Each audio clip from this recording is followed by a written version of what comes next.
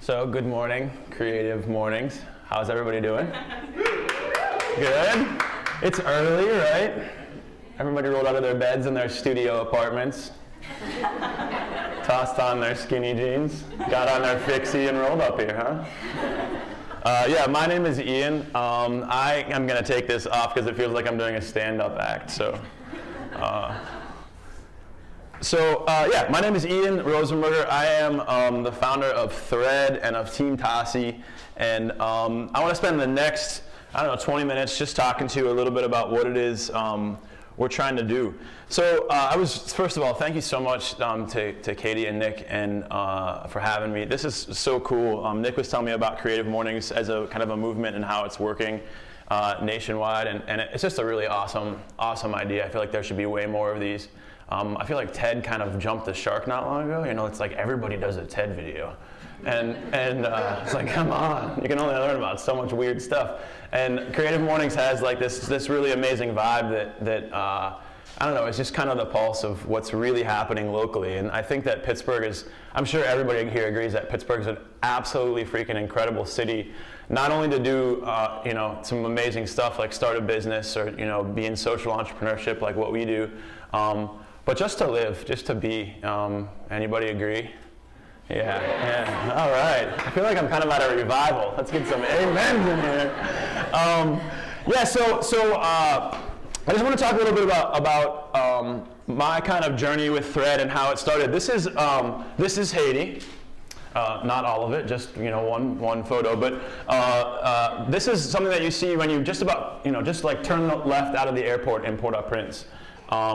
And it was one of the first things I saw about 6 weeks after the earthquake when I went down to Haiti to take photos. My old life, I was a creative, and I like to think I still am, but I was in advertising and in photography and in video production. I worked for MTV and was a producer in New York City before I got into this life, and now I'm a garbage man, so my mom is very proud. But I went to Haiti about 6 weeks after the earthquake, and the two things that I saw the most of were trash and poverty, right? And it was something that was kind of a theme. I've gotten the chance to travel all over the world, to Africa a bunch of times, and Central America, and those were two things that I saw all the time, kind of everywhere.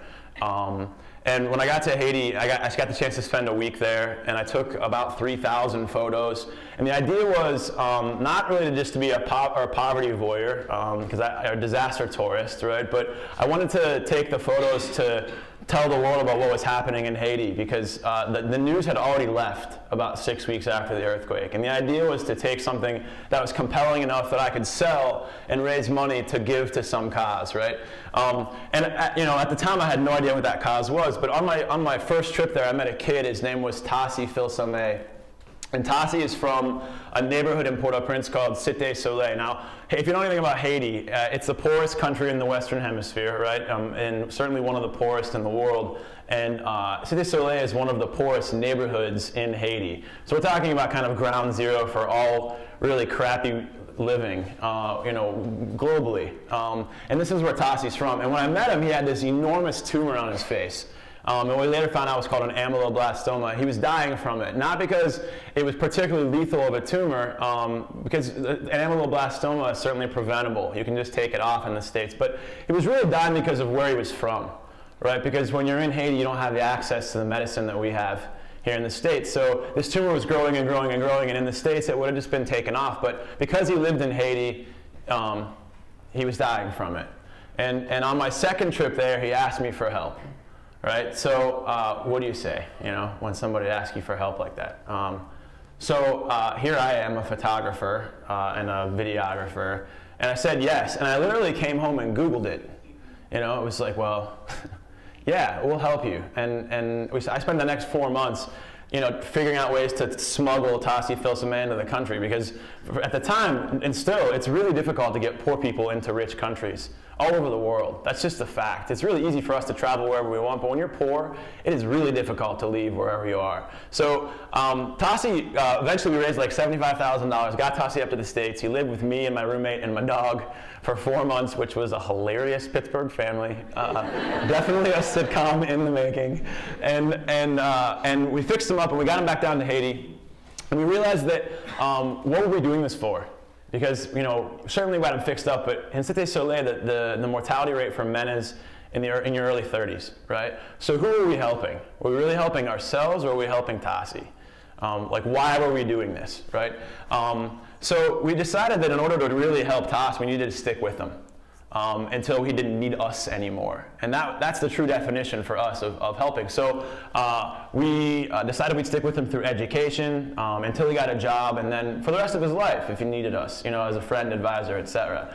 What we realized, though, is that this story is repeated over and over and over again. And hey, there are literally thousands of Tassis, and worldwide there are millions of people that are like this, right? Poor like Tas, no access to jobs. And while we were helping Tas, about 5 more people came to us, and that's where Team Tassi was born, right? Team Tassi takes the poor and prepares them for jobs in poor countries. Now the problem is that in a place like Haiti, there aren't any jobs, and this is the issue that we run into with NGOs all over the world, right? All the nonprofits, an NGO, nonprofit, right? All the nonprofits that exist in the developing world, right, serve a purpose. They have projects. They take people out of poverty, they provide them immunizations, housing, etc., and they prepare people for jobs, but there aren't any jobs to give to people. So it's like, all dressed up with no place to go. All these people in Haiti are trained with no investment or opportunity. So when we looked around to start placing our Team Tassi families into jobs, we realized there weren't any, so we decided to create some. And that's where the idea for Thread came in. Right? So Thread takes trash from the streets of the developing world, right, and turns it into jobs and useful stuff that people love. And it came from a journal entry that I wrote, literally on my first trip, that just said, if Haiti could turn trash into money equals good. That's where the impetus came once we decided we needed to create some jobs. So we went back to that. Again, we Googled it. Remember that I was a creative, so I had no experience being in recycling. I still have no business being in recycling. We literally Googled it and realized that there are all kinds of cool things that you can create from trash and turn into. So the most famous example that probably everybody here knows is Patagonia. Right? Patagonia takes plastic trash, right, and turns it into jackets. And I'll get to that in a second. There's our mission statement. But before I go any further, and I'm going to really speed through this because I know we don't have a ton of time, but before we go any further, I just want to start with a couple of assumptions. The first is that when I talk about poverty, I'm talking about an epidemic. Who here knows what the largest medical epidemic in the world is right now? You can yell it out. Diarrhea is one of them, yeah. It's AIDS, though, as a disease, right? You're absolutely right. More children die of waterborne illnesses than anything else in the world. We're talking about epidemics, though. We're talking about disease epidemics. HIV is the largest, right? 21 million people dead.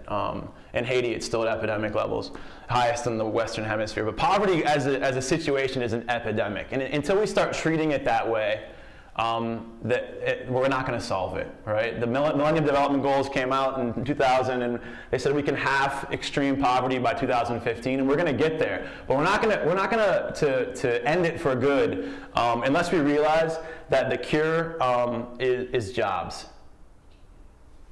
Right, so all these NGOs exist in the nonprofit world, and they're all doing really good things, but most of them, suck at the long term. Most of them really are crappy at actually solving problems. Now, they fix problems for a while, but when they leave and projects end, people lose their jobs and they go back to the indignity of not having a job in the first place, right? Jobs, when people have a job, they can buy their own medicine, build their own house, right? Take care of their own family. This is universally true, whether you're in Homewood, Rankin, or Port-au-Prince. These are the same tenets that exist anywhere. So, I mentioned I Googled it, and what I came up with was a team of folks that some of which are here today. Like I said, I'm not a businessman, so I decided I needed somebody who knew how to build a spreadsheet. That's what Lee does. He does so much more than that, but he's our COO. I always thought this was a really creepy picture. Like, what's he looking at? Is he looking back? It's one of those over-the-shoulder shots. I know. Jenna Knapp, who is our director of strategy, she's here. That's the plastic that we collect in Port-au-Prince. That's some of our plastic. That's Kelsey Holling. Another very interesting photo. Very, very creative. And I actually took this picture. This isn't the fountain at PPG place. We just tossed Frank in the fountain with an umbrella with his suit on, and we were like, just smile. He's not smiling. He's our director of marketing. People talk all the time about triple bottom line businesses. That's what Thread is, right? We hold ourselves legally accountable to 3 bottom lines: to people, profit, and to planet. And this is something that, when we have to make decisions as a board, people come to us and say, you need to make more money. We say, no, we need to make more money, but we also need to create more jobs and get more trash up off the ground. We hold ourselves legally responsible to that, right? So triple bottom line company. And since you can't see any of that, and neither can I'm just going to zoom in a little bit, and we'll talk a little bit about our business model. What we do is we take trash up from the ground in the way of plastic bottles, right? Haiti creates about 9 million pounds of plastic bottles in Port-au-Prince every month, right? Thread right now collects about 400,000 pounds of those bottles, and we have a recycling partner that we use called Ramasser Lejean, which in Creole means picking up money. Right? And there's 25 collection centers all over the country. People can bring bottles to that center and get paid on the spot for them. We got about 25 centers. That creates about 75 direct jobs, and then each center has about 50 people on average who bring bottles to it to be paid on the spot. Our most successful centers are in marketplaces where people can bring bottles, get money, and then go to the grocery store. That's usually how it works. Right? Then we process those bottles. They're washed and ground at a processing facility in Port-au-Prince where they're turned into like a clean plastic flake. It actually looks a lot like meth, which is hilarious when we bring it through customs for testing, particularly when Lee does it, because Lee's really like kind of a buttoned-up COO, and he's dragging what looks like 12 pounds of crystal meth through the airport because the guards are lowering their guns. We make him do it all the time. But the value prop here is pretty simple, right? Haiti's only 700 miles from the US. In a company like Patagonia, I mentioned Patagonia before, a bottle that, a jacket that you buy from Patagonia, it might start as a bottle in the United States, travel almost 8,000 miles to get to China, right? Be turned into a flake, sewn into a good in Vietnam, and then shipped back to Reno, which is where the distributing center is, and then shipped to you, right? Sometimes that trip can be almost 20,000 miles. Now, the good can be recycled, but it doesn't mean it's necessarily environmentally friendly. We don't think about those things quite yet, but consumers are so deliberate in the way that they make decisions about their products now that's changing. So Thread's value prop is simple, right? We're not 8,000 miles away in China, right? We're about 700 miles away from the United States. And on top of it, every good that you buy, you will be able to buy from Thread, right, helps save somebody's life in a real way. We decided if we're going to do this, we have to do it all the way. We have to be 100% transparent. Show our customers exactly what we're doing and how we're doing it, warts and all. Because it's hard. And if we don't share it all the way, then we can get into some trouble, right? But the idea is because we're a triple bottom line company, that to hold ourselves to those metrics and then show our customers those same metrics. So we can do it faster and cheaper than everybody else. Well, most people. So soon, right now we're kind of in the recycled by portion of our business where we're recycling that plastic flake. Soon what we'll be doing is taking that plastic flake, turning it into fabric, and selling that into other people's goods, like Patagonia. Right? So the idea would be make your board shorts out of thread fabric because it's 65% more environmentally friendly than the existing board shorts. Right? The next step after that is to actually bring the fabric back to the United States. Right, because it's really difficult to turn plastic flake into fabric in Haiti. So bring that fabric back to Haiti, right, and turn it into finished goods ourselves, so we can create lots more jobs. So we think in the next 5 years we can create about 500 direct jobs, and that our footprint can affect about 100,000 people in Haiti. Once we do it in Haiti, right, we'll do it 10 more times in other countries. Now remember Team Tassi, which I talked about a little earlier, right? Team Tassi prepares people for jobs. Gets them, we call it getting out of the hole. We have a terrific executive director. Her name's Vivian Luke. Some of you might know her. She came to us from the Forbes funds here in Pittsburgh. Team Tassi prepares families for jobs in one specific neighborhood in Haiti called Menelas, and we hope that they're going to be better at it than anybody else, than preparing people for jobs. Because what we want to do is take those prepared folks and put them into thread jobs, right? And then we want to show the world that NGOs can play a role in the new developing world economy that has to include business, right? We believe so strongly that ending poverty, that idea, that cure for poverty jobs, has to come through investment. It has to. And we don't spend enough time and energy placing dollars into really good small business ideas in the developing world, because naturally investors, and we meet with a lot of old white dudes who have a ton of money, and they're like, great idea, and we're like, oh, cool. Like, where are you doing it? You know, where's it at? And we're like, Haiti. And they're like, well, maybe I'll call you back, you know? So we desperately need more investment like this, and I'm not saying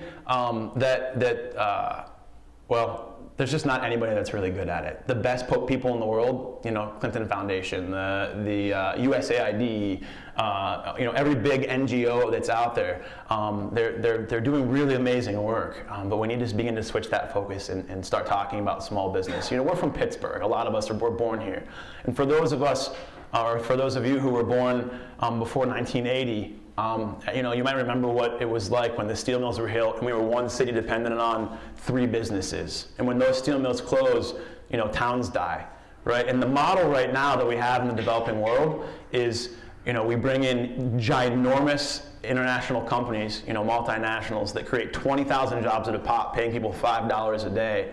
And when those companies go away, towns die in Haiti too. So I would rather have 200 really great small businesses in a place like Haiti that employ 100 people apiece, right, than one small business that employs 20,000. And that's the way we need to begin thinking. So we hope that with the thread model that we can attract lots and lots of people out there, maybe some folks in here who are really interested in small business and what we're up to. So that's the 20-minute version.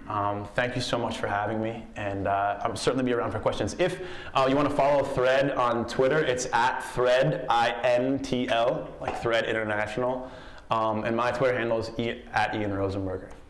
Thanks so much.